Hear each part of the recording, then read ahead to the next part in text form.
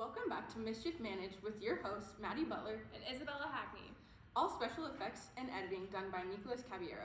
On today's show, we will be discussing the entire first season of Making a Murderer. So Making a Murderer is a Netflix true crime documentary series written and directed by Lori Ricciardi and Moira Damos. The show tells the story of a man named Stephen Avery from Manitowoc County, Wisconsin, who served 18 years in prison for the wrongful conviction of sexual assault and attempted murder of Penny Bernstein, a prominent woman in the community. Stephen Avery was later charged in 2005 and convicted in 2007 for the murder of Teresa Halbach.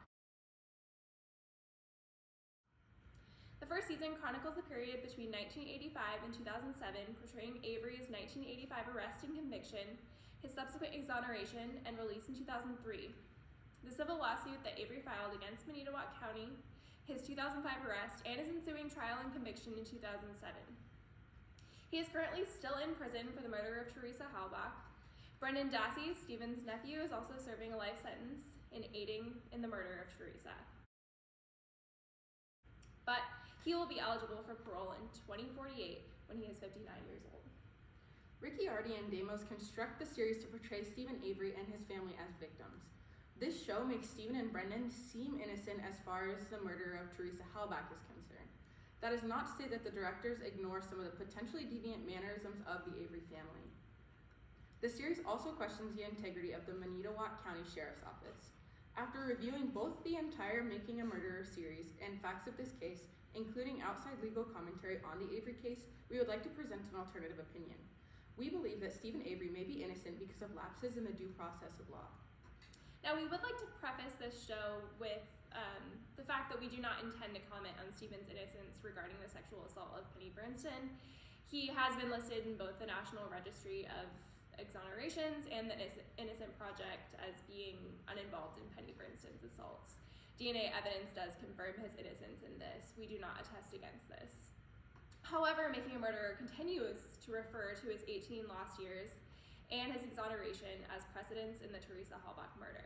It biases the audience into favoring a side of leniency and playing to emotions. In reality, any convictions on a person's record can count towards the allocation of punishment if another crime were to be committed.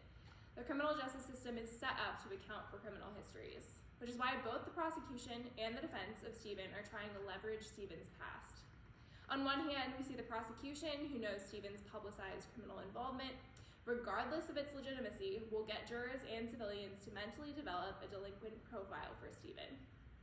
Yet, the defense and the directors manipulate this exoneration to highlight the unsettled, unjust actions of law enforcement and the court system in the past towards Stephen's family. It warns us against repeating history. Many critics of Making a Murderer suggest that significant evidence connecting Stephen to Teresa's murder was left out of the show. I will not go into the detail about the excluded evidence, but one piece of evidence not included in the documentary was that Stephen requested Halbach to be sent out by Auto Trader despite Halbach filing multiple complaints about Stephen. Avery had to give a fake name and call under the star 67 anonymous caller ID to get Halbach to come out. In addition, Halbach's family was intentionally depicted as revenge-seeking villains in the series. Teresa's brother, in particular, appeared numerous times in close-ups. He states that he loves the police on several occasions and only ever speaks negatively about the whole Avery family. He also seems quite emotionless, only vengeful. I'm sure Mike Halbach was a carefully constructed character on behalf of the directors. This purposeful exclusion of evidence against Avery and the ugly misrepresentation of a grieving family is what makes me question both the actual innocence of Stephen and the validity of Making a Murderer. It is also important to consider that evidence in favor of Avery's innocence was also left out. The fact that two members of the jury were directly related to the sheriff's office employees was not included in Making a Murderer. Nonetheless, the element of the documentary and the case, which in general sways me to believe that Avery should be at the very least retried with different evidence, is the presence of unreasonable searches and seizures. The Fourth Amendment provides that people have the right to be secure in their persons and property against unreasonable searches and seizures. Mapp v. Ohio also establishes an exclusionary rule which applies to all evidence collected from an unreasonable search and seizure. The Fifth Amendment also protects against self-incriminatory statements. For me, seeing that the sheriff's office directly violated instructions to remain apart from the Avery case due to a conflict of interest and entered the Avery home anyways during the same time that the RAV4 key was found, I would argue that is a non-reasonable search and the key should be excluded. One could rebut this and say that it falls under the good faith exception, but the constitutionality was never questioned in the documentary. There are countless examples of this, including Brendan's confession, which could be excluded under the deterrence rationale that protects against incriminating confessions when an individual's age, intelligence, and mental competency is taken into consideration. Halley v. Ohio sets the precedence for this clause. Cornell law further details the elements of confession within Making a Murderer if you were interested in reading below. The link is below if you want to click on it. One last thing I want to bring up is the format of Making a Murderer. The directors documented the proceedings in real time starting in 2005 and did not receive funding until a year into the project.